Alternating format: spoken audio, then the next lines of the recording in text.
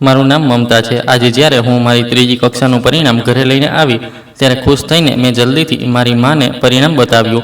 તેમણે મને ગળે લગાવી લીધી અને મારા સારા માર્ક્સ જોઈને કહેવા લાગ્યા કે બેટા, મને તારી પાસેથી આ જ અપેક્ષા છે। તું આગળ ચાલીને પણ આ જ રીતે સફળ રહેજે, આગળ ખૂબ ભણજે અને જ્યારે તું ભણી ગણીને તૈયાર થઈ જઈશ ત્યારે અમે તારા જેવી જ ભણેલી ગણેલી કોઈ ઓફિસર સાથે તારા લગ્ન કરાવી દઈશું। હું નાની હતી ત્યારે મને મારી માના મોઢેથી મારા લગ્નની વાત સાંભળીને ખૂબ હસવું આવતું હતું, કારણ કે હું અવારનવાર ઢીંગલી ઢીંગલા સાથે રમતી હતી, તો તેમના લગ્ન કરાવવામાં મને ખૂબ મજા આવતી હતી। લગ્નોમાં જવું મને ખૂબ ગમતું હતું। દુલ્હનને જોઈને દુલ્હનની જેમ તૈયાર થવું અને સજવું ધજવું મને ખૂબ જ પસંદ હતું। એટલા માટે મારી મા દરેક વાત પર મારા લગ્નની વાત વચ્ચે લઈ આવતી હતી, જેથી હું ખુશ થઈ શકું। બાળપણમાં દરેક છોકરીને ઘર ઘર રમવું, દુલ્હન બનવું, ઢીંગલી ઢીંગલાના લગ્ન કરાવવા ખૂબ ગમે છે, પરંતુ યુવાન થયા પછી જ્યારે ખરેખર આ બધું કરવાનો સમય આવે છે ત્યારે ખબર પડે છે કે બાળપણની દરેક રમત સરળ હતી અને મોટા થયા પછી રમત રમવી મુશ્કેલ છે।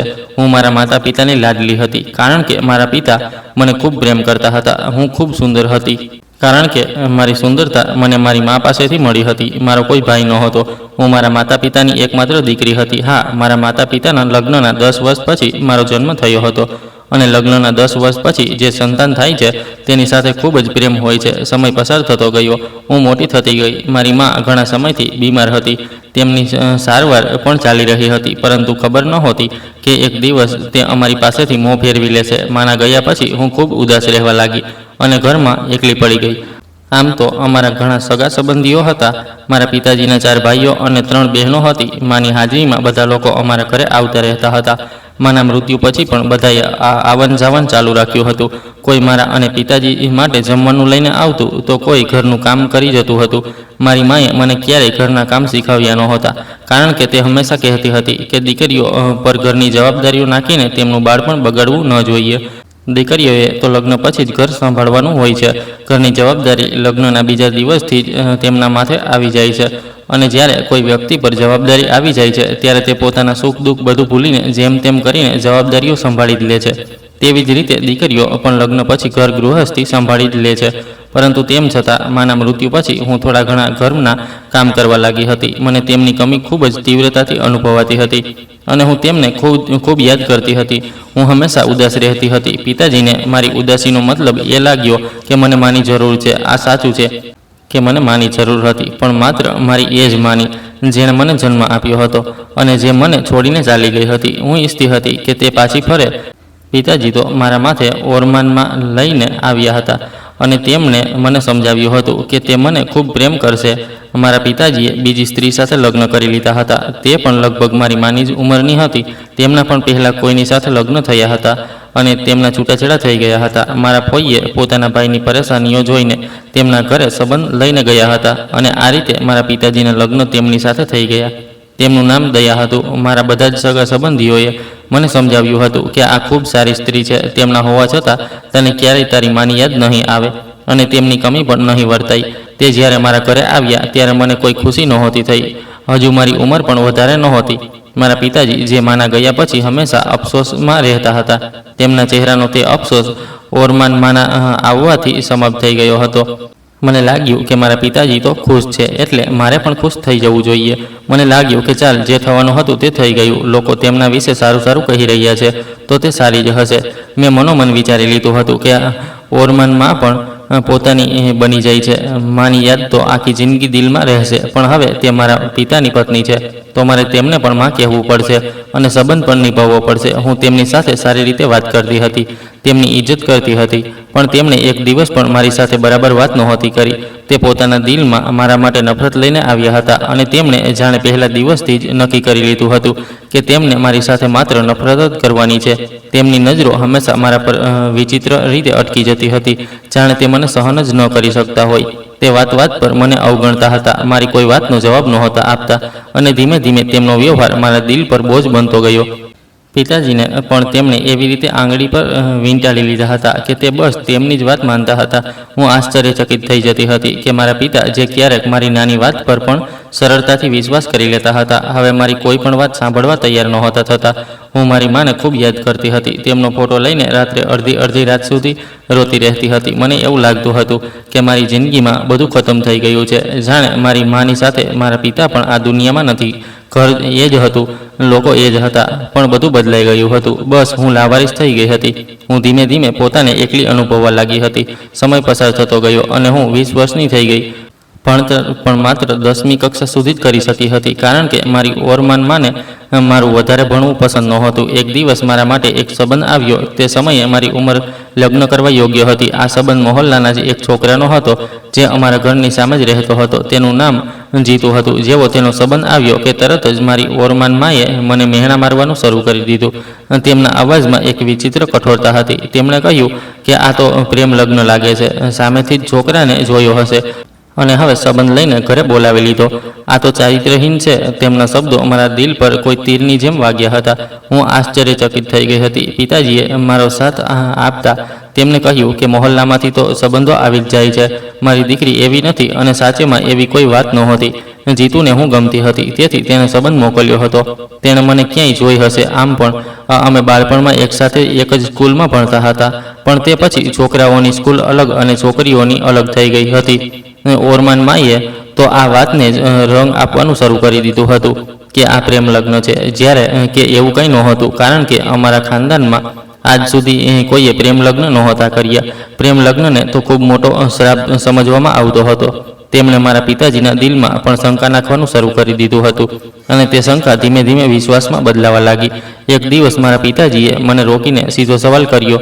તેમની આંખોમાં સખ્તાઈ હતી. તેમણે કહ્યું કે ક્યાંક એવું તો નથી ને કે તમે બંને અંદરથી મળેલા છો અને હવે આ લવ મેરેજને એરેન્જ મેરેજનું રૂપ આપીને અમારી સામે રજૂ કરી રહ્યા છો? તેમની વાત સાંભળીને મારા પગ નીચેથી જમીન સરકી ગઈ હતી. મેં જલ્દીથી કસમ ખાધી કે ના પિતાજી, એવું કંઈ નથી. તમને ગેરસમજ થઈ રહી છે. મારો અવાજ ધ્રુજી રહ્યો હતો. આંખોમાં આંસુ હતા, પણ હું વારંવાર એ જ કહી રહી હતી કે મેં કોઈ ખોટું કામ નથી કર્યું, કારણ કે હું જાણતી હતી કે જો પિતાજીને થોડો પણ શક થઈ ગયો હોત કે આ એરેન્જ નહીં પણ લવ મેરેજ છે, તો તે ક્યારેય મારા લગ્ન ત્યાં થવા જ ન દેત અને મારી જિંદગી ત્યાં જ અટકી જાત. મારો સંબંધ જીતુ સાથે જ નક્કી થઈ ગયો હતો અને તે ખૂબ જ ખુશ હતો, કારણ કે તે તેની પસંદગીના લગ્ન હતા. તેના ચહેરા પર એક અજીબ રોશની રહેતી હતી. જ્યારે પણ તે ગલીમાં દેખાતો, તેની આંખોમાં ખુશી સ્પષ્ટ દેખાતી હતી. પણ આ ખુશીની સાથે સાથે અમારા ઘરની અંદર એક શાંત તોફાન પણ ચાલી રહ્યું હતું. તેની બહેન જો અમારા ઘરે આવીને કોઈ વાત કહેતી, જેમ કે મારો ભાઈ તો આ સંબંધથી ખૂબ ખુશ છે, તો તેની વાત સાંભળીને મારા પિતાજીના દિલમાં તરત જ શંકા જાગી ઉઠતી હતી. તે મને જોતા તો તેમની નજરો બદલાઈ જતી હતી, જાણે તે મારામાં કંઈક શોધી રહ્યા હોય. જો તે મને પસંદ કરતો હતો અને તેણે સંબંધ મોકલ્યો હતો, તો એમાં મારો શું વાંક હતો? હું વારંવાર આ જ વિચારતી રહેતી હતી. પણ ઓરમાનમાં સતત આગમાં તેલ નાખવાનું કામ કરી રહી હતી.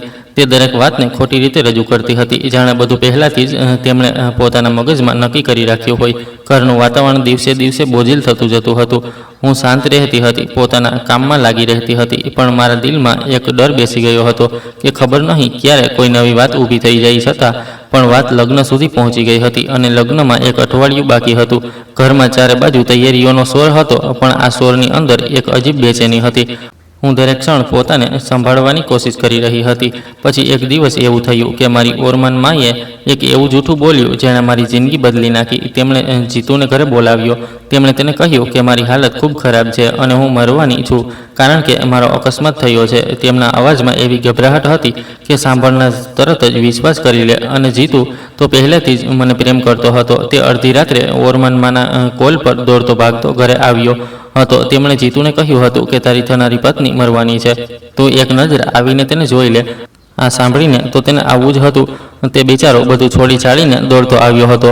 ઓરમાન માએ તેને મારા રૂમનો રસ્તો બતાવી દીધો હતો. તે સમયે હું મારા રૂમમાં બેઠી હતી. રાતની શાંતિ હતી અને અચાનક દરવાજો ખુલ્યો. હું તેને અચાનક જોઈને ગભરાઈ ગઈ હતી.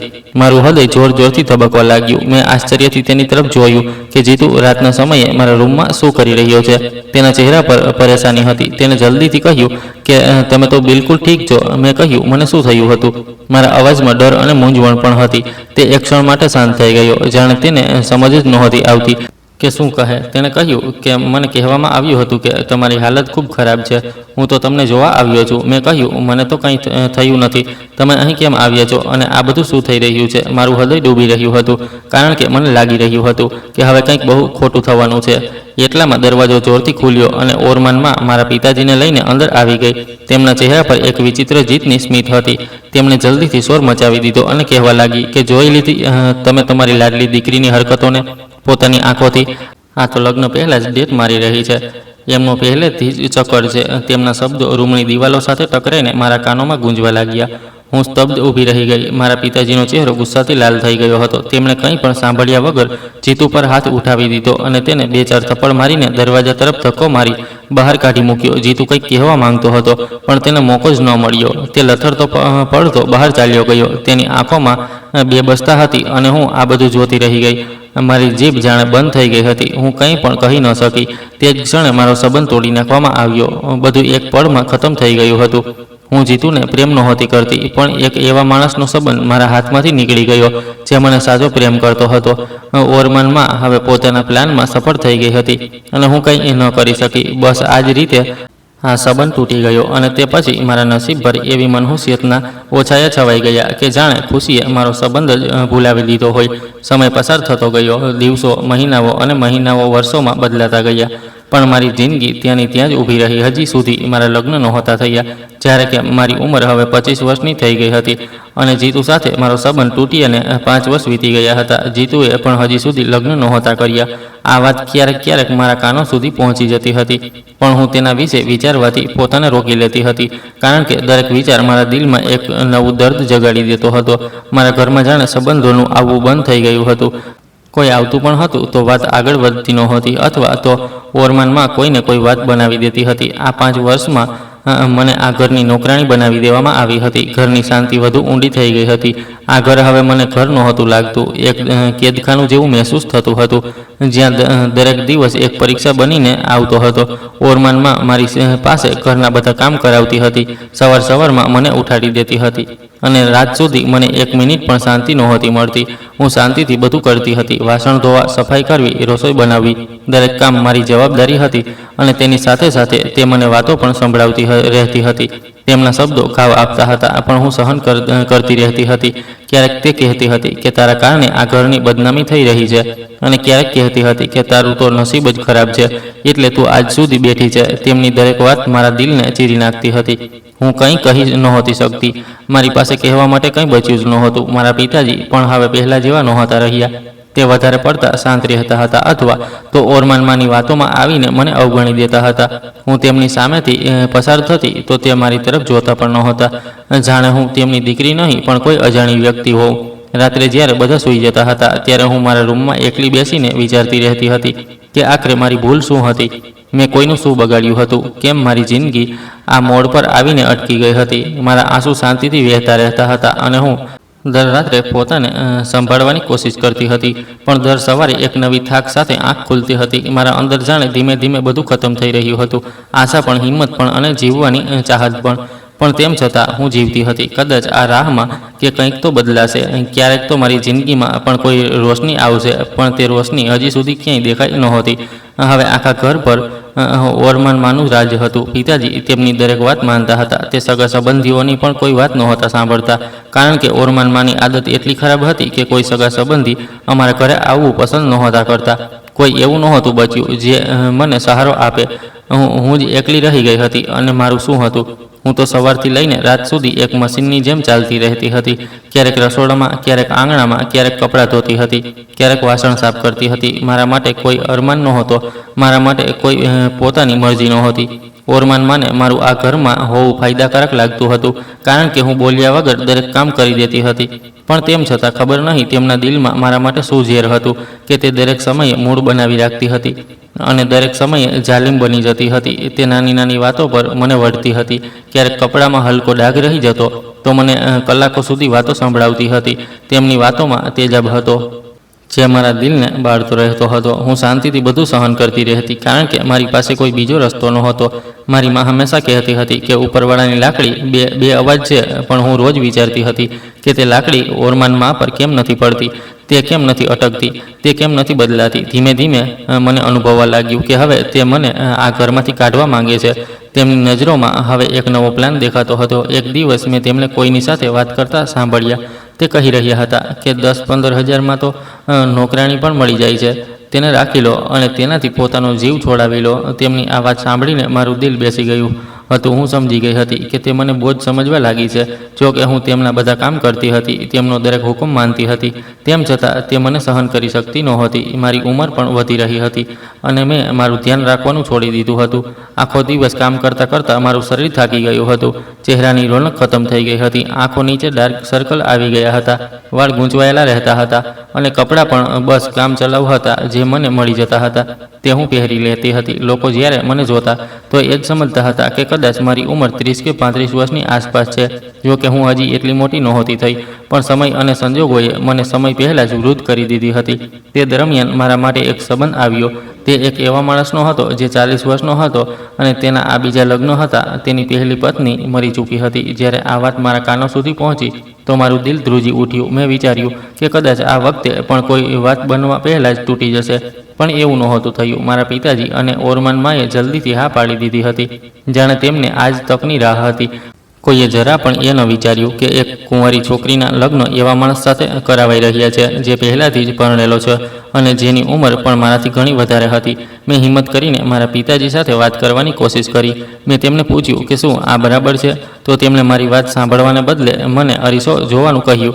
તેમણે કહ્યું કે જઈને તારો ચહેરો જો, કાચમાં જોઈ લે કે તું કેવી લાગે છે. તારા માટે આ જ ઘણું છે કે તારા લગ્ન થઈ રહ્યા છે.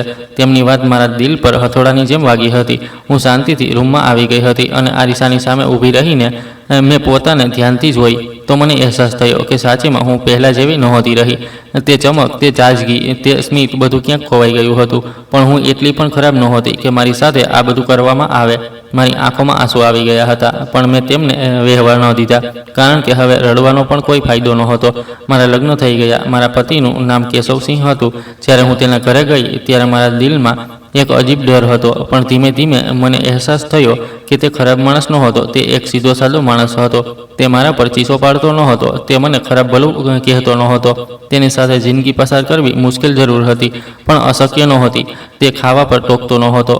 આ એક નાની વાત હતી, પણ મારા માટે ખૂબ મોટી હતી, કારણ કે મેં હંમેશા દરેક વાત પર વઢ જ સાંભળી હતી. બાકી ઘરમાં કામ મારે કરવા પડતા હતા. તેના પોતાના પણ કેટલાક કામ હતા જે મારે સંભાળવા પડતા હતા, પણ મેં તે બધાને સ્વીકારી લીધા હતા, કારણ કે હવે આજ મારી જિંદગી હતી. મેં પોતાને તેમાં ઢાળી દીધી હતી. પછી ઉપરવાળાએ મારા પર કૃપા કરી દીધી અને મારે ત્યાં દીકરાની ખુશી આવી. મેં મારા દીકરાને પહેલી વાર ખોળામાં લીધો તો મને લાગ્યું કે મારી બધી ફરિયાદો ખતમ થઈ ગઈ છે. જાણે મારી જિંદગીમાં એક નવી રોશની આવી ગઈ હોય. તે નાનું સરખું અસ્તિત્વ મારા માટે બધું બની ગયું હતું. બીજી તરફ મારી ઓરમાન માએ પણ પોતાના સહારે માટે એક 7 વર્ષનો છોકરાને દત્તક લઈ લીધો હતો. તે કહેતી હતી કે હવે આજ મારો દીકરો છે અને અમારા ઘરનો ચિરાગ છે. મને આના પર સૌથી વધારે અફસોસ એ થયો હતો કે મારા પિતાએ પોતાના લોહી, પોતાની સગી દીકરીની ઇજ્જત ન કરી અને તે એક પારકા બાળકને મારો ભાઈ બનાવીને તે ઘરમાં લઈ આવ્યા હતા અને તેને ખૂબ પ્રેમ કરી રહ્યા હતા. મારા દીકરાના જન્મ પછી પણ મારી જિંદગી સરળ નહોતી થઈ, પણ મારા અંદર એક નવી તાકાત આવી ગઈ હતી. હવે હું એકલી નહોતી. મારી પાસે મારો દીકરો હતો જે મારા દરેક સુખ દુઃખનો સહારો બની ગયો હતો. હું તેના માટે બધું સહન કરી શકતી હતી.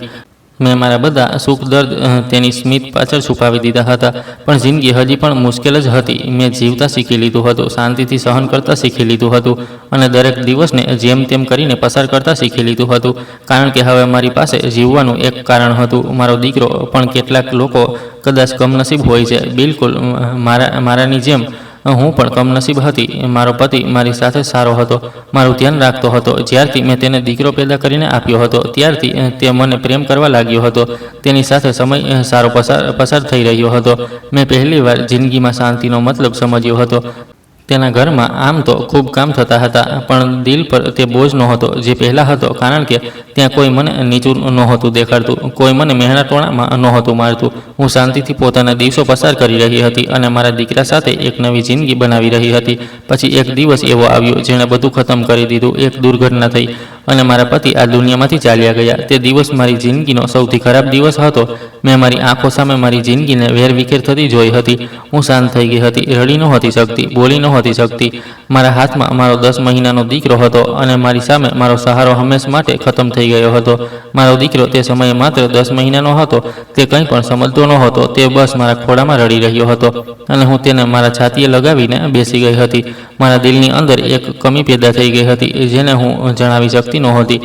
આ ઘરમાં એકલા રહેવું દરેક દિવસ 1 વર્ષ બરાબર લાગતું હતું. હું શાંતિથી મારા રૂમમાં બેસી રહેતી હતી, મારા દીકરાને જોતી રહેતી હતી અને મારા નસીબને કોસતી રહેતી હતી. હવે હું અહીં એકલી નહોતી રહી શકતી. મારે પાછા મારા ઘરે જવાનું હતું. મતલબ મારા પિતાના ઘરે. મારી પાસે બીજું કોઈ ઠેકાણું નહોતું. હું મારા દીકરાને લઈને પાછી આવી ગઈ. મારા પિતાજીને ખરાબ લાગ્યું જે બધું મારી સાથે થયું હતું. તે મને પોતે ઘરે લઈને આવ્યા હતા. તેમના ચહેરા પર સહાનુભૂતિ હતી, પણ તે સહાનુભૂતિ વધારે સમય સુધી નહોતી રહી શકી. એક દિવસ મેં તેમને તેમની પત્ની સાથે વાત કરતા સાંભળ્યા. તે કહી રહ્યા હતા કે મારી દીકરી પાછી આવી ગઈ છે, ફરીથી ઘરના કામ કરશે, તેને કોઈ પરેશાની નહીં થાય. તું બસ આપણા દીકરાનું ધ્યાન રાખજે, તે બધું સંભાળી લેશે. પિતાજીની વાત સાંભળીને મારા દિલમાં એક પીડા જેવું થયું હતું. હું સમજી ગઈ હતી કે મને અહીં કેમ લાવવામાં આવી છે. ઓરમાનમાં શાંતિથી તેમની વાત સાંભળી રહી હતી. પછી તેમણે કોઈ વાંધો ન ઉઠાવ્યો, કારણ કે તેમને ફરીથી એક નોકરાણી મળી ગઈ હતી. ઓરમાનમાં તો જાણે ફરીથી મને પામીને ખુશ થઈ ગઈ હતી. હવે તે પહેલા કરતાં પણ વધારે કડક થઈ ગઈ હતી. તે મારી પાસે સવારથી લઈને રાત સુધી કામ કરાવતી હતી અને સાથે સાથે મને વાતો પણ સંભળાવતી રહેતી હતી. હું મારા દીકરાને ક્યારેક રૂમમાં સુવડાવીને કામ કરતી હતી, તો ક્યારેક તેને રસોડામાં લઈને ઊભી રહેતી હતી. તે નાનું બાળક ક્યારેક રડતો હતો, ક્યારેક મને જોઈને શાંત થઈ જતો હતો, પણ હું તેની પાસે વધારે સમય રોકાતી નહોતી, કારણ કે દરેક સમયે કોઈને કોઈ હુકમ આવી જતો હતો. મારી જિંદગી ફરીથી ત્યાં જ આવી ગઈ હતી, બલકે હવે તો તેનાથી પણ વધારે ખરાબ થઈ ગઈ હતી. પહેલાં તો હું મારા માટે સહન કરી લેતી હતી, પણ હવે મારી સાથે મારો દીકરો પણ હતો જેનું કોઈ ધ્યાન રાખવામાં આવતું નહોતું. તે હવે દૂધ પીનારું બાળક નહોતું. તેને ખાવા પીવાની જરૂર હતી, તેને લાડ પ્યારની જરૂર હતી, પણ તેના માટે આ ઘરમાં કોઈ જગ્યા નહોતી. ઓરમાનમાં મારી સામે પોતાના દીકરાને સારા સારા ફ્રૂટ ખવડાવતી હતી. તે તેના માટે સારું ખાવાનું પણ બનાવતી હતી. બજારમાંથી સામાન પણ મંગાવતી હતી. તેમનો દીકરો મોટો હતો અને મારો બાળક નાનો હતો, પણ તેમ છતાં મને આ તફાવત જમીન અને આસમાનના તફાવત જેટલો લાગતો હતો. તે પોતાના દીકરાને પ્રેમથી ખવડાવતી હતી અને મારો દીકરો એક ખૂણામાં બેસીને મને જોતો રહેતો હતો. તેની આંખોમાં એક સવાલ હતો જેનો હું ક્યારેય જવાબ આપી ન શકી હતી. હું જ્યારે ક્યારેક તેના માટે કંઈ માંગતી તો ઓરમાનમાં કહેતી કે ઘરમાં બધા માટે નથી આવતું, તું તારા દીકરાને ઓછું ખાવાની આદત પાડ. તેમના શબ્દો મારા દિલને તોડી નાખતા હતા. હું મારા દીકરાને ખોળામાં લઈને તેને રમાડતી હતી અને પોતાને કહેતી હતી કે એક દિવસ બધું ઠીક થઈ જશે. કપડાનું પણ આ જ હાલ હતું. ઓરમાનમાં પોતાના દીકરા માટે નવા કપડાં લઈને આવતી હતી અને તેને સ્વચ્છ રંગબેરંગી કપડાં પહેરાવતી હતી. પિતાજી મારા દીકરા માટે ખૂબ સસ્તા અને હલકા કપડાં લઈને આવતા હતા, જેના પર મને ઓરમાનમાં તરફથી 100 વાર સાંભળવું પડતું હતું કે અમે તારા દીકરાને નવા કપડાં આપીને તારા પર ઉપકાર કર્યો છે. તેમના દરેક શબ્દમાં મેહણું હતું, જાણે તે મને યાદ અપાવી રહી હોય કે હું તેમના ઉપકારો પર જીવી રહી છું. મારો દીકરો ક્યારેક ક્યારેક તે કપડામાં બેચેન થઈ જતો હતો, કારણ કે તે હલકા કપડાં હોવાને કારણે તેના શરીર પણ ખૂંચતા હતા, પણ મારી પાસે કોઈ બીજો રસ્તો નહોતો. હું તેને તે જ પહેરાવી દેતી હતી અને તેના ચહેરાને જોતી રહેતી હતી. મારું દિલ દરેક ક્ષણ તૂટતું હતું. ઘરના કામ વધતા જતા હતા અને મારી પાસે સમય ઓછો થતો જતો હતો. હું સવારે અંધારામાં ઉઠતી હતી અને રાત્રે મોડે સુધી કામ કરતી રહેતી હતી. મારા હાથ ખરબચડા થઈ ગયા હતા, મારા પગ સૂજી જતા હતા, પણ હું અટકતી નહોતી, કારણ કે મારે મારા દીકરા માટે જીવવાનું હતું. ક્યારેક ક્યારેક મારો દીકરો ભૂખથી રડતો હતો અને હું કામમાં લાગેલી હોતી હતી. હું તેની પાસે દોડીને જતી હતી, તેને ખોળામાં લઈ લેતી હતી, પણ પછી પાછળથી અવાજ આવતો હતો કે કામ છોડીને બેસી ગઈ છો. હું દિલ પર પથ્થર રાખીને તેને પાછો બેસાડી દેતી હતી અને ફરીથી કામમાં લાગી જતી હતી. મારી જિંદગી એક વર્તુળમાં ફરી રહી હતી જેનો કોઈ રસ્તો દેખાતો નહોતો. દરેક દિવસ તે જ કામ, તે જ વાતો, તે જ મહેણા અને તે જ આંસુ હતા, પણ હવે મારા આંસુ સુકાઈ ચૂક્યા હતા. મેં રડવાનું છોડી દીધું હતું, કારણ કે મને લાગતું હતું કે મારા આંસુની પણ કોઈ કિંમત નથી રહી. હું રાત્રે જ્યારે મારા દીકરાને છાતીએ લગાવીને સૂતી હતી તો તેના વાળમાં હાથ ફેરવતી હતી અને મનોમન પ્રાર્થના કરતી હતી કે તેની જિંદગી મારા જેવી ન થાય. તે ક્યારેય આ દર્દ ન સહન કરે જે હું સહન કરી રહી છું. તે ક્યારેક કોઈના ઉપકારો પર ન રહે. પણ આ બધું માત્ર પ્રાર્થના હતી. હકીકત તો એ જ હતી જે દર સવારે મારી સામે આવીને ઊભી થતી હતી અને મને ફરીથી તે જ જિંદગીમાં ધકેલી દેતી હતી જ્યાં મારા માટે કોઈ જગ્યા નહોતી અને મારા દીકરા માટે પણ કોઈ લાગણી નહોતી. પિતાજીને કોઈ પણ અહેસાસ નહોતો થતો. પહેલા તો હું એકલી હતી અને પોતાના પર બધા અત્યાચાર સહન કરી લેતી હતી, પણ હવે જ્યારે મારા દીકરા પર અત્યાચાર કરવામાં આવતો, તેને સમયસર ખાવાનું નહોતું આપવામાં આવતું કે પછી મારી ઓરમાનમાં તેને કોઈ વાત કહી દેતી તો મને ખૂબ વધારે ગુસ્સો આવી જતો હતો. મારું દિલ બળી ઉઠતું હતું. હું હવે શાંત નહોતી રહી શકતી. હું જવાબ આપી દેતી હતી. હું કહેતી હતી કે આખરે તમને શું પરેશાની છે? મારી આખી જિંદગી તમે બરબાદ કરી દીધી. હજી પણ તમને શાંતિ નથી મળી? કોઈ દિવસ ઉપરવાળો પણ તમને સજા આપશે, પણ હજી તેણે પોતાની દોરી ઢીલી છોડી છે. મારા શબ્દો સાંભળતા જ ઓરમાનમાંનો ચહેરો બદલાઈ જતો હતો. તેમની આંખોમાં એવી નફરત આવી જતી હતી જાણે તે મને ત્યાં જ ખતમ કરી દેવા માંગતી હોય. તે ચીસો પાડીને બોલતી હતી કે જુઓ તો તેની જીભ હવે અમને પણ બદદુઆ આપી રહી છે. જે ઘરમાં રહે છે તે જ ઘરના લોકોને કોસી રહી છે. હું પણ હવે પાછી હટવાની નહોતી. મારા અંદર વર્ષોનો દબાયેલો ગુસ્સો બહાર આવવા લાગ્યો હતો. મારો દીકરો જ્યારે ભૂખથી રડતો હતો તો મારું દિલ તૂટી જતું હતું. હું તેને મારા છાતીએ લગાવીને ચૂપ કરાવતી હતી, પણ તેની સિસકારા મારા દિલમાં ઉતરી જતી હતી. હું ઓરમાનમાંને કહેતી હતી કે મારા બાળકનો શું વાંક છે? તેને કેમ તકલીફ આપો છો? પણ તે ઉલટું મને જ ખરાબ ભલું કહેતી હતી કે તેને જન્મ આપ્યો છે તે. તું જ સંભાળ. અમને કોઈ શોખ નથી તારા બાળકને પાડવાનો. ઘરનું વાતાવરણ દરેક દિવસની સાથે વધુ ખરાબ થતું જતું હતું. પિતાજી હવે મારી સાથે આંખ મિલાવીને વાત પણ નહોતા કરતા. જ્યારે હું તેમને કંઈ પણ કહેવાની કોશિશ કરતી તો તે વાતને ટાળી દેતા હતા અથવા તો ઓરમાનમાંની વાતોમાં આવીને મને જ દોષિત ઠહેરાવી દેતા હતા. મને એવું લાગતું હતું કે હું આ ઘરમાં રહીને પણ આ ઘરનો હિસ્સો નથી રહી. ઓરમાનમાંના વ્યવહારમાં હવે એક નવી સખ્તાઈ આવી ગઈ હતી. તે જાણી જોઈને મને એવા કામ આપતી હતી જે મારા માટે મુશ્કેલ હોય. તે મને થકવી દેવા માંગતી હતી. તે ઈચ્છતી હતી કે હું તૂટી જાઉં અને પોતે જ હાર માની લઉં, પણ હું મારા દીકરાને કારણે ઊભી હતી. હું દરેક તકલીફ સહન કરી રહી હતી. એક દિવસ તેમણે મારી સામે જ મારા દીકરાને ધક્કો માર્યો અને તે જમીન પર પડીને રડવા લાગ્યો. તે ક્ષણે મારા અંદર જાણે આગ ભડકી ઉઠી. મેં જલ્દીથી મારા દીકરાને ઉઠાવ્યો અને ઓરમાનમાં તરફ જોયું. મારી આંખોમાં આંસુ પણ હતા અને ગુસ્સો પણ હતો. મેં કહ્યું કે જો મારા દીકરાને ફરીથી હાથ લગાવ્યો તો હું સહન નહીં કરું. બસ બહુ થઈ ગયું. મારો અવાજ ધ્રુજી રહ્યો હતો, પણ તેમાં એક સખ્તાઈ હતી જે કદાચ પહેલા ક્યારેય નહોતી. ઓરમાનમાંએ મેહણા ભરેલા અંદાજમાં હસીને કહ્યું, શું કરી લઈશ તું? તારી પાસે છે જ શું? તું પોતે અમારા ઉપકારો પર છે, અમારા ઘરમાં રહી છે. તેમની વાત મારા દિલમાં ઉતરી ગઈ હતી, પણ આ વખતે હું ચૂપ નહોતી થઈ. મેં કહ્યું કે ઉપરવાળો બધું જોઈ રહ્યો છે. એક દિવસ તને તારા કર્મોની સજા જરૂર મળશે અને આ દુનિયામાં જ મળશે. તે મને ખૂબ સતાવી છે. તું એક જાલિમ સ્ત્રી છે. ઉપરવાળો તને નહીં છોડે. તે દિવસ પછીથી તેમની નફરત વધુ વધી ગઈ હતી. તે મને દરેક સમયે એવી રીતે જોતી હતી જાણે હું તેમની દુશ્મન હોઉં. તેમના દિલમાં હવે એક જ વાત હતી કે તે મને આ ઘરમાંથી કાઢે, પણ તે જાણતી હતી કે મને સીધી રીતે કાઢવી સરળ નથી, એટલે તે કોઈ તકની શોધમાં હતી. હું તેમને અવારનવાર ફોન પર કોઈની સાથે વાત કરતા સાંભળતી હતી. તે ધીમા અવાજમાં કોઈ પ્લાન બનાવતી હતી. તેમના કહેલા શબ્દો મને પૂરી રીતે સમજાતા નહોતા, પણ તેમના અંદાજથી લાગતું હતું કે તે કંઈક મોટું કરવાની છે. તે મને એવી રીતે નહોતી કાઢવા માંગતી જેવી રીતે પહેલા કાઢી હતી. તે ઈચ્છતી હતી કે હું રસ્તા પર અપમાનિત થાઉં, લોકો મને જુએ અને આંગળીઓ ઉઠાવે. તે ઈચ્છતી હતી કે મારું નામ ખરાબ થઈ જાય અને હું ક્યાંય ન રહું. આ વિચારીને મારા શરીરમાં એક ઠંડી લહેર દોડી જતી હતી. હું મારા દીકરાને મારી સાથે વીંટાળી લેતી હતી અને વિચારતી હતી કે જો મને કંઈ થઈ ગયું તો તેનું શું થશે. હું રાતોમાં જાગતી રહેતી હતી. દરેક અવાજથી ચોંકી જતી હતી. દરેક પગલાંનો અવાજ મને ડરાવી દેતો હતો. ઘરની અંદર એક અજીબ ડર ફેલાઈ ગયો હતો. હું પોતાને દરેક સમયે સંભાળીને રાખતી હતી. હું કોઈની સાથે વધારે વાત નહોતી કરતી. હું બસ મારા કામમાં લાગી રહેતી હતી અને મારા દીકરાનું ધ્યાન રાખતી હતી. પણ દિલની અંદર એક ડર બેસી ગયો હતો કે ખબર નહીં ક્યારે શું થઈ જાય. ક્યારેક હું અરીસાની સામે ઊભી રહીને પોતાને જોતી હતી. મારી આંખોમાં તે નિર્દોષતા નહોતી રહી. હવે ત્યાં માત્ર ડર હતો, થાક હતો અને એક બેબસતા હતી. હું પોતાને સવાલ કરતી હતી કે શું મારી જિંદગી હંમેશા આવી જ રહેશે? શું મને ક્યારેય શાંતિ નહીં મળે? ઓરમાનમાંની નજરો દરેક સમયે મારા પર રહેતી હતી. તે મારી દરેક હરકત પર નજર રાખતી હતી જાણે તે કોઈ તકની શોધમાં હોય. તે ઈચ્છતી હતી કે હું કોઈ ભૂલ કરું અને તેને પોતાનું બહાનું બનાવીને મને ખતમ કરી દે. હું મારા દીકરાને જોતી તો મારા દિલમાં એક જ ચાહત પેદા થતી હતી કે તેને આ બધાથી દૂર લઈ જાઉં, પણ મારી પાસે ન કોઈ જગ્યા હતી, ન કોઈ સહારો હતો. હું આ જ ઘરમાં કેદ હતી જ્યાં દરેક દિવસ મારા માટે એક નવી પરીક્ષા બનીને આવતો હતો. હવે મને દરેક સમયે ડર લાગતો હતો કે મારી સાથે શું થવાનું છે.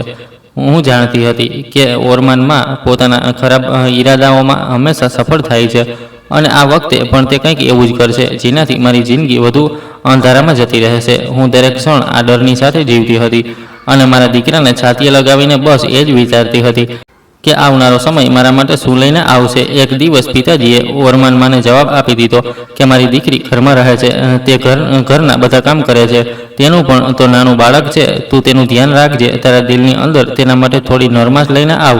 બસ આટલું કહેવું હતું કે મારી ઓરમાન માં તો ફરીથી શરૂ થઈ ગઈ હતી અને તેણે તો પિતાજી સાથે લડવાનું શરૂ કરી દીધું કે તેમણે કેમ પોતાની દીકરીની સાઈડ લીધી. ઓરમાન માના ચહેરા પર ગુસ્સો સ્પષ્ટ હતો, તેની આંખો લાલ થઈ ગઈ હતી. તેણે એકદમ શોર મચાવી દીધો અને ઊંચા અવાજે કહેવા લાગી કે હવે યાદ રાખજો, કાં તો આ ઘરમાં તમારી દીકરી રહેશે અથવા તો હું રહીશ. સવારથી ઓરમાન માએ મારી પાસે ઘરના બધા કપડાં ધોવડાવ્યા હતા, જ્યારે કે આજે હવામાન પણ ઠંડુ હતું અને મને પહેલાંથી જ તાવ આવી રહ્યો હતો. મારા હાથ થીજી રહ્યા હતા, પાણી ખૂબ ઠંડુ હતું અને કપડાં ધોતા મારી આંગળીઓ દર્દથી ધ્રુજી રહી હતી. પણ હું કંઈ નહોતી બોલી, શાંતિથી કામ કરતી રહી હતી, કારણ કે મને ખબર હતી કે જો મેં કંઈ પણ કહ્યું તો વાત વધી જશે. પણ હવે તેમણે પિતાજીને છેલ્લી વાત કહી દીધી હતી. તેમણે કહ્યું હતું કે કાં તો આ ઘરમાંથી તમારી દીકરીને કાઢો અથવા તો મને છૂટાછેડા આપી દો. તેમના અવાજમાં જીદ હતી અને એક વિચિત્ર ઘમંડ પણ હતો. મારા પિતા વચ્ચે ઊભા હતા, તે પરેશાન થઈ રહ્યા હતા, તેમના ચહેરા પર બેબસતા હતી. તે એક ક્ષણ માટે મને જોતા, પછી પોતાની પત્ની તરફ જોતા, તે કંઈ કહી નહોતા શકતા. અચાનક ઓરમાન માએ મારો હાથ પકડ્યો અને દરવાજા તરફ ધકેલી દીધો. તેમણે કહ્યું કે લો તમારા બાળકને અને દફા થઈ જાઓ અહીંથી. બહાર આ સમયે વરસાદ પડી રહ્યો હતો, ઠંડા પવનો ચાલી રહ્યા હતા. મેં એક ક્ષણ માટે પિતાજી તરફ જોયું. મારી આંખોમાં સવાલ હતો, પણ તેમણે પોતાનું માથું ઝુકાવી દીધું હતું. તેમનો આ અંદાજ મારા માટે બધું સમજવા માટે પૂરતો હતો. મેં ઓરમાન માને કહ્યું કે ઉપરવાળાથી ડરો, તે કોઈની સાથે અન્યાય નથી કરતો. તે તને તારા ખરાબ કર્મોની સજા જરૂર આપશે અને આ દુનિયામાં આજે આપશે. તે મને ખૂબ સતાવે છે. તું એક જાલિમ સ્ત્રી છે, ઉપરવાળો તને છોડશે નહીં. મારા અવાજમાં દર્દ હતો, પણ તે હસવા લાગી અને કહેવા લાગી, ચાલ નીકળ અહીંથી. અને તેમણે દરવાજો જોરથી બંધ કરી દીધો. હું મારા 1.5 વર્ષના બાળકને ગળે લગાવીને બહાર ઊભી રહી ગઈ. વરસાદ તેજ થઈ ચૂક્યો હતો, મારા કપડાં પલળી ગયા હતા, ઠંડી મારા શરીરમાં ઉતરી રહી હતી. મારો દીકરો નીતિન પણ ધ્રુજી રહ્યો હતો, તે મારા છાતીએ લાગેલો હતો, તેના શ્વાસ તેજ હતા. મેં તેને વધુ મજબૂતીથી પકડી લીધો હતો અને મેં ચાલવાની કોશિશ કરી, પણ મારા પગ લથડી રહ્યા હતા. તાવ પહેલાંથી જ હતો અને હવે ઠંડીએ મને વધુ નબળી કરી દીધી હતી. મને કંઈ સમજાતું નહોતું કે ક્યાં જાઉં, કોની પાસે જાઉં. હું રોડની કિનારે આવીને બેસી ગઈ હતી. વરસાદ મારા ચહેરા પર પડી રહ્યો હતો, આંસુ અને વરસાદ એકસાથે વહી રહ્યા હતા. મારો દીકરો રડવા લાગ્યો, તેનો અવાજ નબળો હતો. હું તેને ચૂપ કરાવવાની કોશિશ કરી રહી હતી, પણ મારા પોતાના હાથ ધ્રુજી રહ્યા હતા. હું તેને મારી ઓઢણીમાં લપેટવાની કોશિશ કરી રહી હતી, પણ તે પણ થાકી ગઈ હતી. ધીમે ધીમે મારી આંખો સામે અંધારું છવાવા લાગ્યું, મારા કાનોમાં અવાજો ધીમા થવા લાગ્યા. મેં છેલ્લી વાર મારા દીકરાને છાતીએ લગાવ્યો અને પછી મને કંઈક યાદ ન રહ્યું હતું. હું ત્યાં જ બેભાન થઈ ગઈ હતી. સવારના સમયે મારી આંખ ખુલી તો હું તે જ જગ્યા પર પડી હતી. વરસાદ અટકી ગયો હતો, પણ જમીન હજી પણ ભીની હતી. મારા કપડાં ગંદા થઈ ચૂક્યા હતા, તારા શરીરમાં જીવ નહોતો. કેટલાક લોકો મારી આસપાસ ઊભા હતા. તેમણે મને હલાવી અને કહ્યું કે બહેન, તમે અહીં શું કરી રહ્યા છો? મેં જલ્દીથી આમ તેમ જોયું અને ગભરાઈને કહ્યું, મારું બાળક ક્યાં છે? મારો અવાજ ધ્રુજી રહ્યો હતો, દિલ જોર જોરથી ધડકી રહ્યું હતું. તેમણે આશ્ચર્યથી કહ્યું કે તમારી સાથે કોઈ બાળક પણ હતું શું? મેં કહ્યું કે હા, 1.5 વર્ષનો દીકરો હતો, ધીમે ધીમે ચાલતો હતો, ખબર નથી ક્યાં જતો રહ્યો. મેં જલ્દીથી ઉઠવાની કોશિશ કરી, મારા પગ ડગમગી રહ્યા હતા. હું આમ તેમ જોવા લાગી, મારો બાળક મને ક્યાંય પણ નજર નહોતો આવતો. મારું દિલ જાણે છાતીમાંથી બહાર આવી રહ્યું હતું. હું પાગલોની જેમ તેનું નામ લેવા લાગી, નીતિન ક્યાં છો મારા દીકરા? હું રોડ પર દોડવા લાગી, ક્યારેક એક તરફ જતી, ક્યારેક બીજી તરફ જતી. લોકોએ મને રોકવાની કોશિશ કરી, પણ હું કોઈની નહોતી સાંભળી રહી. મારી આંખોમાંથી આંસુ વહી રહ્યા હતા, મારું દિલ ચીસો પાડી રહ્યું હતું. હું દરેક આવનાર જનારને પૂછી રહી હતી કે શું કોઈએ મારા દીકરાને જોયો છે. લોકો પણ મારા હાલત જોઈને પરેશાન થઈ ગયા હતા. તેમણે પણ શોધવાનું શરૂ કરી દીધું હતું. કોઈ ગલીઓમાં ગયું, કોઈ રોડ તરફ જોવા લાગ્યું, પણ મને કંઈ નજરે જ નહોતું આવી રહ્યું. હું મારા માટે બધું ધૂંધળું થઈ ચૂક્યું હતું. હું જમીન પર બેસીને રડવા લાગી, પછી અચાનક ઉઠીને ફરીથી દોડવા લાગી. મારા દિલમાં એક જ પ્રાર્થના હતી કે ઉપરવાળો મારો દીકરો મને પાછો આપી દે. હું વારંવાર રડી રહી હતી, જોર જોરથી રડી રહી હતી અને મારા દીકરાનું નામ પોકારી રહી હતી. મારો અવાજ ભારે થઈ ગયો હતો, શ્વાસ તૂટી રહ્યા હતા. મને ખબર નહોતી કે કોણ મહોલ્લામાં મને જોઈ રહ્યું છે, કે મારી પાસે કોણ ઊભું છે. બસ હું પાગલોની જેમ રડી રહી હતી, પ્રાર્થના કરી રહી હતી કે મને મારો દીકરો મળી જાય. અચાનક મારી નજર એક તરફ ગલીના રખડતા કૂતરાઓના ટોળા પર પડી. તે બધા એક જગ્યાએ ભેગા હતા અને જોર જોરથી દોડી રહ્યા હતા, એકબીજા પાસેથી છીનવી રહ્યા હતા અને કોઈ વસ્તુને નોચી રહ્યા હતા. મારા દિલમાં એકદમ ડર બેસી ગયો. મને લાગ્યું કે કદાચ મારું બાળક ત્યાં તો નહીં. મારા શ્વાસ અટકી ગયા હતા. હું પાગલોની જેમ તે તરફ ભાગી. મારા પગ જમીન પર બરાબર નહોતા લાગી રહ્યા, પણ હું અટકી નહોતી શકતી. હું દોડતી ત્યાં પહોંચી અને ત્યાં જ જમીન પર પડી ગઈ. મેં હાથ જોડીને અને ધ્રુસકે ધ્રુસકે રડવાનું શરૂ કરી દીધું. મારો અવાજ આસમાનને ચીરી રહ્યો હતો. હું વારંવાર કહી રહી હતી કે મારો દીકરો ક્યાં છે, મને મારો દીકરો પાછો આપી દો. પણ જ્યારે મારી નજર તે કૂતરાઓની નજીક ગઈ તો મારી આંખો થીજી ગઈ. ત્યાં મારું બાળક નહોતું. તે કૂતરાઓ વચ્ચે માત્ર એક કાળા રંગનો કચરાનો થેલો હતો, જેમાં કંઈ પણ નહોતું. તે ક્ષણે જાણે મારા અંદર જીવ પાછો આવી ગયો હતો. હું જમીન પર જ પડી રહી હતી અને રડતી રહી. મારી સિસકાર અટકી નહોતી રહી. મેં મારા બંને હાથ જોડીને અને આસમાન તરફ જોઈને શાંતિનો શ્વાસ લીધો હતો કે મારો દીકરો તે કૂતરાઓ પાસે નથી. પણ તે જ ક્ષણે મારી નજર બીજી તરફ ગઈ અને હું ચોંકી ગઈ. સામે જીતુ ઊભો હતો. તે મારા દીકરાને પોતાના ખોળામાં ઉઠાવેલો હતો. મારા દિલના ધબકારા અટકી ગયા હતા. હું એક ક્ષણ માટે આઘાતમાં હતી, જાણે શ્વાસ લેવાનું ભૂલી ગઈ હોઉં. તે ત્યાં ઊભો હતો અને તેની આંખો લાલ થઈ રહી હતી અને તેમાં પણ આંસુ હતા. તે પણ રડી રહ્યો હતો, હું પણ રડી રહી હતી. અમે બંને એકબીજાને જોઈ રહ્યા હતા, જાણે સમય થંભી ગયો હોય. તે ધીમે ધીમે મારી તરફ વધ્યો અને મારી નજીક આવીને ઊભો રહ્યો. તેણે મારા દીકરાને મારી સામે કરી દીધો. મેં ધ્રુજતા હાથે મારા દીકરાને પકડી લીધો, જાણે ખાતરી કરવા માંગતી હોઉં કે આ હકીકત છે. મેં તેને મારા છાતીએ લગાવી લીધો.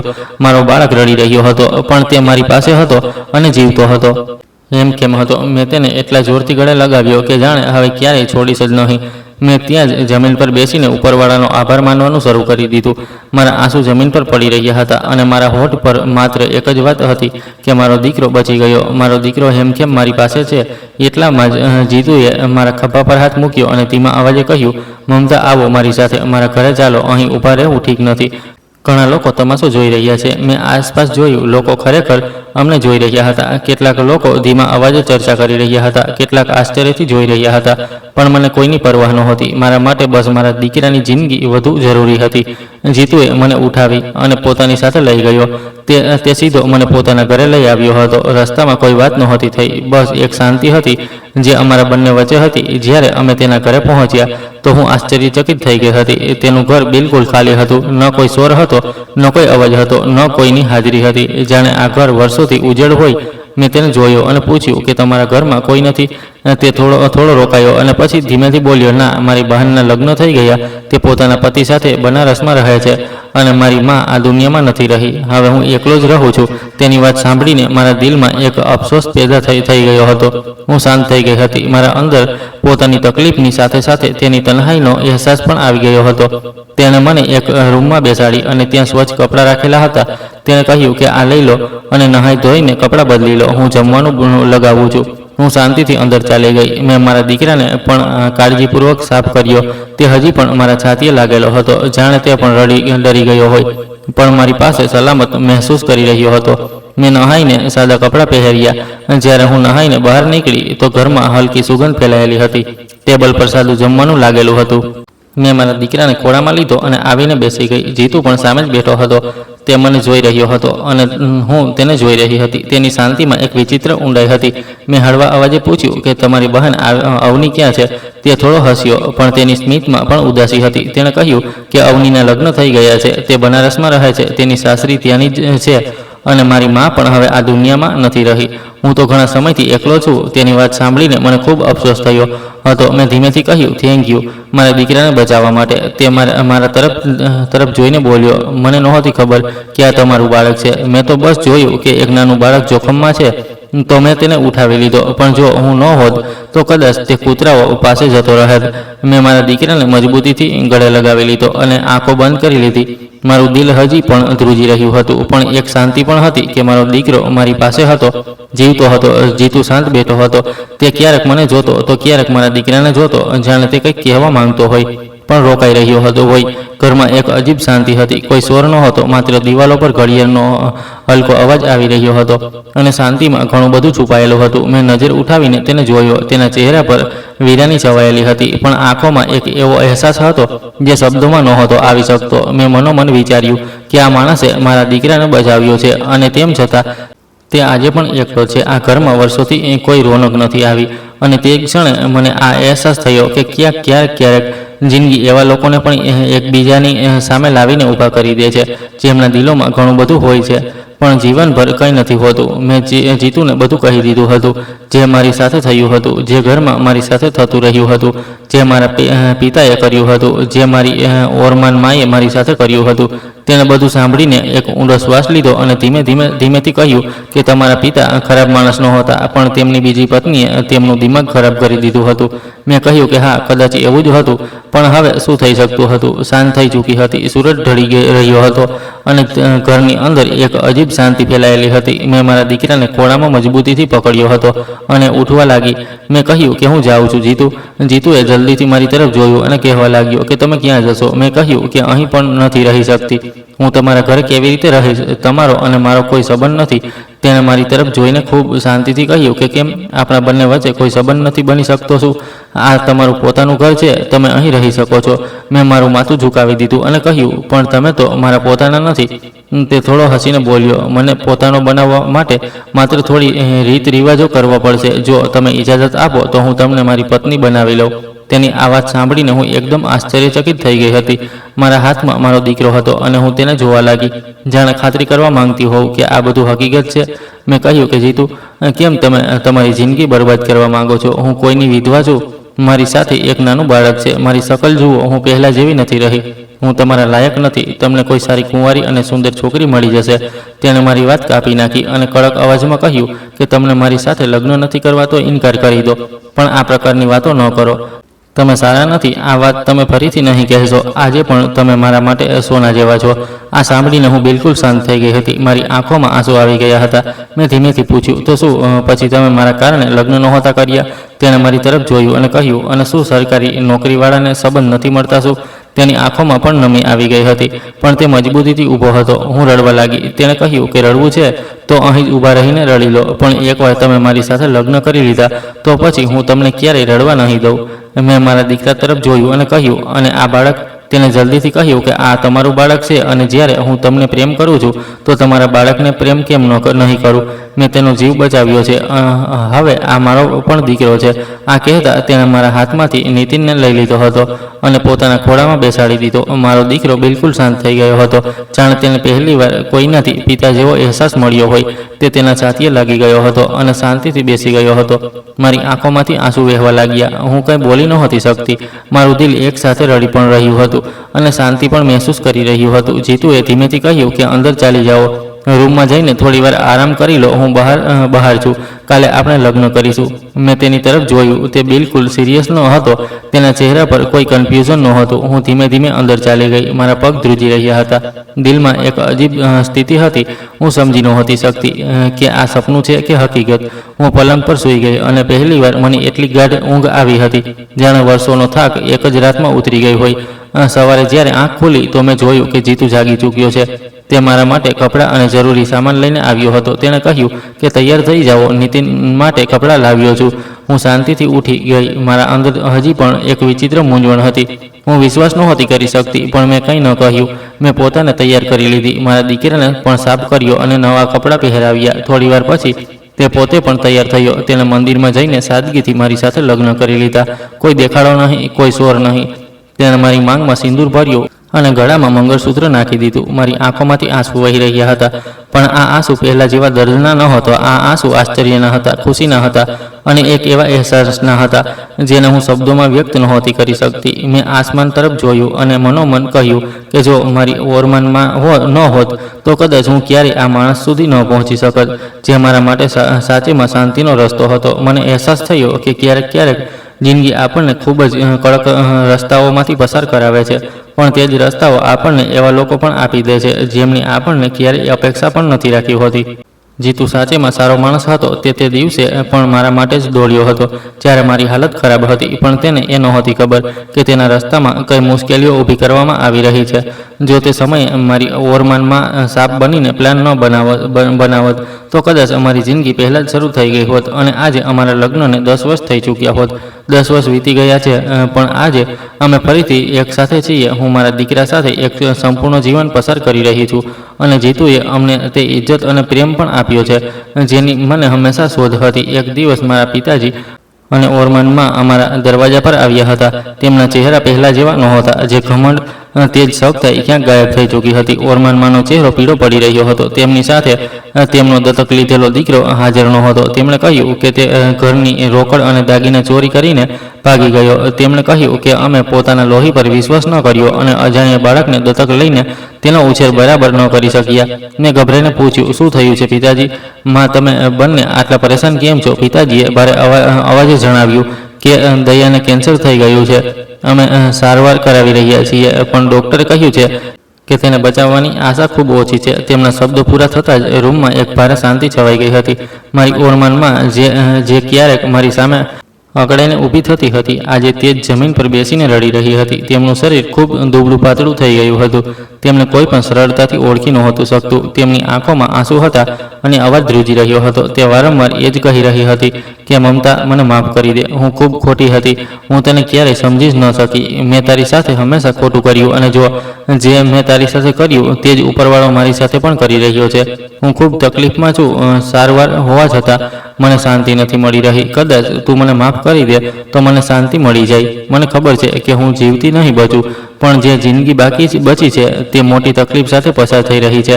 એટલા માટે કદાચ કારણ કે મેં તારી સાથે ખૂબ ખોટું કર્યું હતું તો તું મને માફ કરી દેજે, જેથી મારા શ્વાસ શાંતિથી બંધ થઈ શકે. હું શાંત ઊભી રહી. મારું દિલ એક અજીબ સ્થિતિમાં હતું.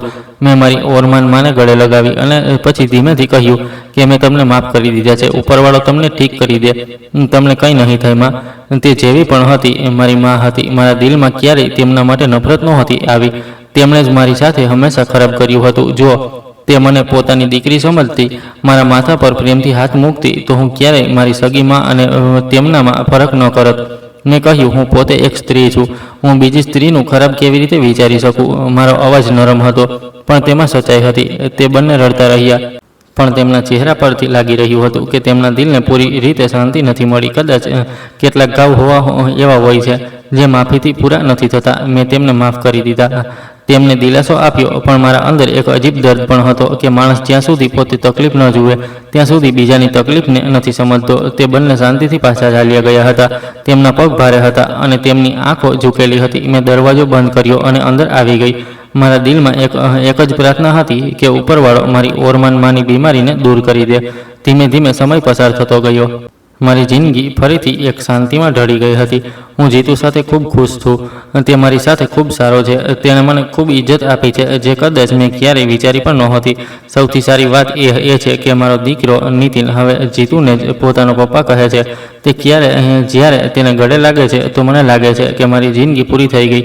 જીતુએ પિતા હોવાનો હક અદા કરી દીધો. તેણે ક્યારેય એ ન જોયું કે હું કોણ હતી, ક્યાંથી આવી હતી. તેણે બસ અમને પોતાની જવાબદારી સમજ્યા અને નિભાવી દીધી. હું અવારનવાર વિચારું છું કે અસલી મર્દ તે જ હોય છે જે સ્ત્રીને તેની નબળાઈઓ સાથે સ્વીકારે, જે તેના વીતેલા કાલને તેના આજ પર હાવી ન થવા દે, જે તેને સહારો આપે, ન કે તેની મજાક ઉડાવે. આજે પણ હું એ જ માનું છું કે દરેક મર્દ ખરાબ નથી હોતો. કેટલાક મર્દ જીતુ જેવા પણ હોય છે. હું તમારા લોકોથી માત્ર એટલું કહેવા માંગુ છું કે શું અમારા જેવી સ્ત્રીઓ જેમના પતિ મરી ગયા છે, જેમના કોઈ મજબૂરીમાં છૂટાછેડા થઈ ગયા છે, શું તેમને ફરીથી લગ્ન કરવાનો હક નથી? જો આપણા સમાજના લોકો માત્ર કુંવારી છોકરીઓની શોધ કરે છે તો પછી અમારા જેવી છોકરીઓ ક્યાં જશે? આમ તો સમાજ બગડી જશે. સ્ત્રીઓ સાથે અન્યાય વધતો જઈ રહ્યો છે. મેં મારી જિંદગીમાં ઘણું બધું જોયું છે. દર્દ પણ જોયું છે, જુલમ પણ જોયું છે, અને પછી એક એવી શાંતિ પણ જોઈ છે જે વર્ષો પછી મળી છે. એટલે હું એ સમજું છું કે મર્દ તે જ સારો છે જે દરેક સ્ત્રી સાથે ઇન્સાફ કરે, પછી તે કુંવારી હોય કે વિધવા હોય કે બાળકવાળી હોય. કારણ કે સ્ત્રીની ઇજ્જત તેના સંબંધથી નહીં, પણ તેની ઇન્સાનિયતથી જોડાયેલી હોય છે. અને આજે હું મારા ઘરમાં શાંતિથી છું.